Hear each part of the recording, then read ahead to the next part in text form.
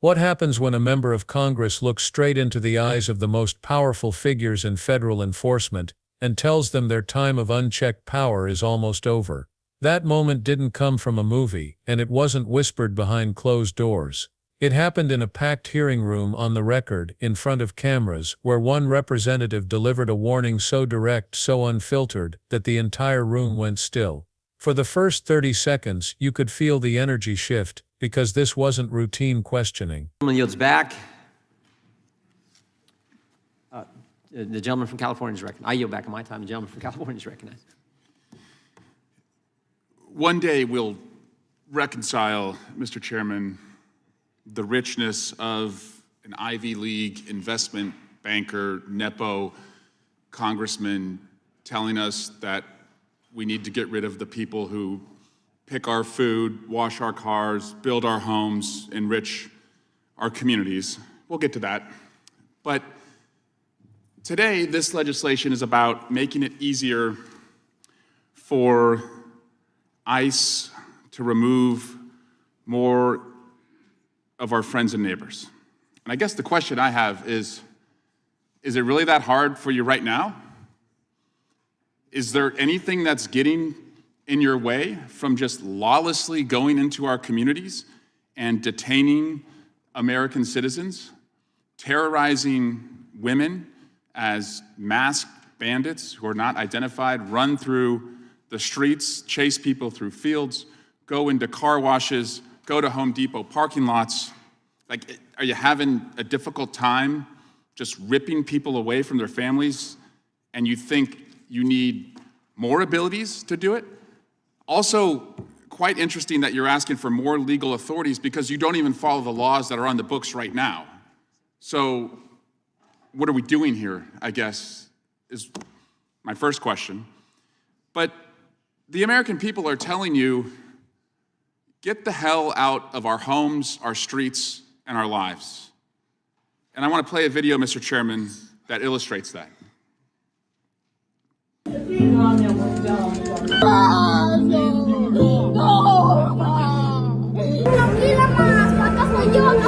I was going to school.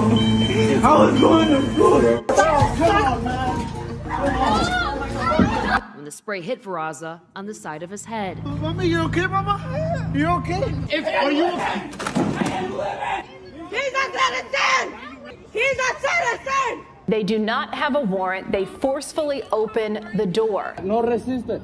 What am I doing? Kevin! Hey, get on the ground! I love you, let me go! He doesn't have charges! Why would you let him go? Get back, I will shoot you! You're gonna what? You're gonna shoot me?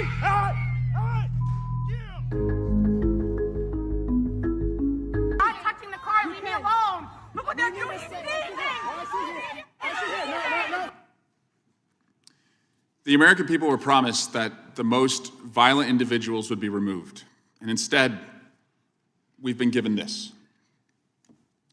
You even deported a child, U.S. citizen, fighting cancer.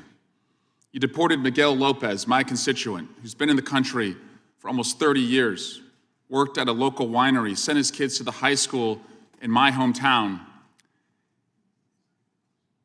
And he showed up to his immigration proceeding following the law, and he was picked up by ICE and sent to Mexico. And every Sunday night, his wife Rosa and their family look at an empty chair where Miguel used to sit for 30 years with his family. What did we get out of that?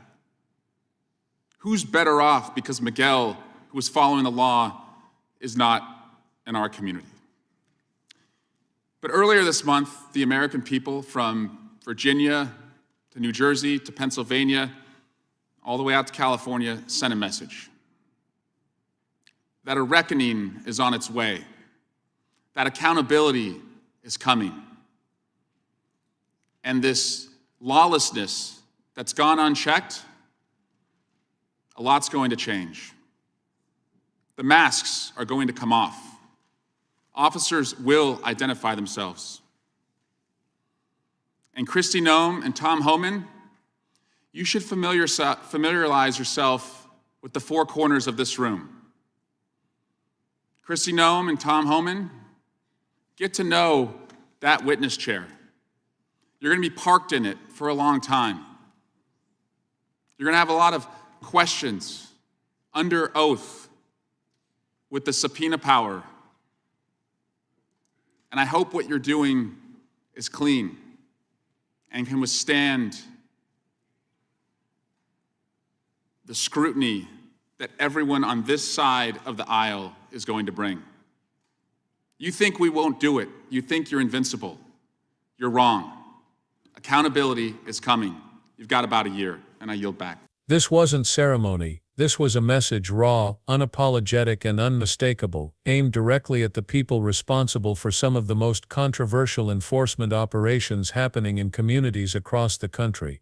And what came next would leave millions replaying the clip on loop, wondering how the people in that witness chair managed to sit still. It began with a contrast so sharp it felt like a slap. The representative described the irony of someone born into privilege, a polished Ivy League investment banker turned political heir, lecturing the nation about who deserves to stay in this country. But he didn't linger on that. He brushed it aside with the ease of someone who had bigger targets in sight. His real focus was the legislation in front of him, a proposal designed, in his view, to make it even easier for federal agents to remove neighbors, co-workers, longtime residents, and even American citizens from their communities. And with each word he spoke, the tension grew thicker. He leaned in. Is it really that hard for them now? What exactly is stopping them from tearing through neighborhoods already terrified of surprise raids? From chasing people through fields, storming car washes, and charging into parking lots after workers simply trying to pick up supplies for the day. He didn't accuse them politely. He didn't soften the edge. He asked the question exactly the way people in those communities have asked it for years. Are they having a difficult time ripping people away from their families? Because if not, he demanded, why do they need more authority? But he wasn't finished. In fact, that was just the setup. Because next came the part that nobody in that room would forget. He pointed out something that cut deeper than any political talking point, the claim that these agencies weren't even following the laws already in place. The idea that they were demanding more power while allegedly ignoring the rules they currently have was the spark that shifted the energy in the hearing from tense to explosive. And to make his point impossible to deny, he brought receipts. He announced he was playing a video. The room shifted. The recording began, and instantly the atmosphere changed from political debate to something far more personal. In the video you hear panic in a child's voice, a man heading to school, a door forced open, someone yelling that the officers don't have a warrant, a woman screaming, a family pleading, chaos, confusion, fear, and then the words that froze everyone. He's a citizen, over and over, a citizen, not resisting, not hiding. A citizen. Yet the situation escalated exactly the way thousands online had claimed these encounters often do, fast, aggressive, without the calm, orderly procedures the public assumes enforcement agencies always follow. Critics have long said these viral encounters reveal a pattern that hasn't been fully acknowledged. Reports claim masked agents have been appearing in residential areas without clear identification. Online posts, unverified but widespread, suggest these tactics have become increasingly common. And while no one in that hearing said every claim was confirmed, the video alone was enough to underline the representative's point: something was wildly out of balance. But if the room was stunned by the video, the next part drove the message even deeper. He brought up a story that didn't just highlight policy, it highlighted a family. Miguel Lopez, a man who had lived in the country for nearly 3 decades, worked steadily at a local winery, raised kids who went to school in the same small hometown every year, showed up to his legal immigration appointments like he was told, followed the process the way the government says people should, and then despite all of that, he was taken, sent to Mexico. Overnight, the life he had spent 30 years building vanished. The representative painted the picture softly this time, not for shock but for impact. Every Sunday night Miguel's wife and children sit down at the dinner table, and there is an empty chair. A chair nobody touches. A chair nobody moves. A chair that used to be filled, without fail, for decades. The question hung in the air: who is better off because Miguel is gone? What safety was achieved? What threat was eliminated? And then came the quiet, devastating punchline: he had been following the law. This wasn't about isolated cases, he argued. It wasn't just fearful communities, or viral videos, or emotional families.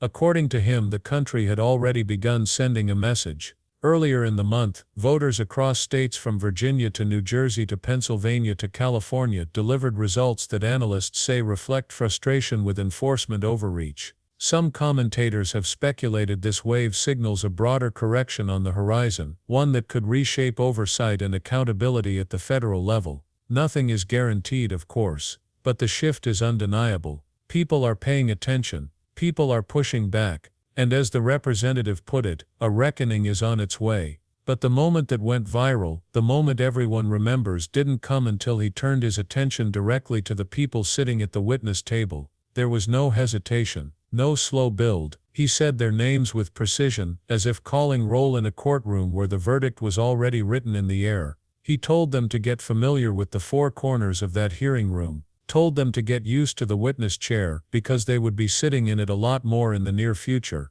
His voice didn't shake, he wasn't shouting, he didn't need theatrics, the force of what he was saying carried itself. He promised subpoena power, promised long questioning under oath, promised full transparency, and in that moment you could see how much the tone of the hearing had shifted. It was no longer about paperwork, no longer about administrative procedure. It was about the idea that people in power, no matter how high, are not invincible. Some observers online have suggested that this exchange could mark the beginning of a new era of deep scrutiny, especially if political control shifts in the next year. Rumors suggest that staff behind the scenes are already bracing for potential investigations. Others claim insiders have quietly begun reviewing decision-making processes in anticipation of oversight. These details are unconfirmed, but the buzz surrounding them shows just how widely this moment resonated beyond the hearing room. What drove the moment home wasn't the threat of hearings or subpoenas, it was the tone of certainty. The representative didn't say maybe, he didn't say if, he said plainly that accountability was coming. He said they had about a year, and he said it with the confidence of someone who believed that when the masks come off, a lot of answers will finally be demanded. As he ended his remarks, he didn't shout a final line or push for applause. He simply said he yielded back, a quiet ending to a statement that shook the room far more than any raised voice could have. And in that stillness the message lingered: the era of silence, fear, and unchecked authority might be nearing its limits. What moments like this reveal is bigger than politics. They reveal how public power collides with private lives, how a single decision can tear a family apart, how unverified rumors, viral footage, and personal testimony blur together to create a national conversation no one can ignore. They reveal how communities measure justice not in speeches but in who gets to sit at the dinner table on Sunday night. And that leaves one final question lingering for anyone watching. If the masks really do come off, what stories, decisions, and choices will finally be exposed to the light? If you found this breakdown powerful and want to stay updated on moments that shake the political world, make sure to subscribe, hit the like button, and turn on notifications so you never miss what's coming next.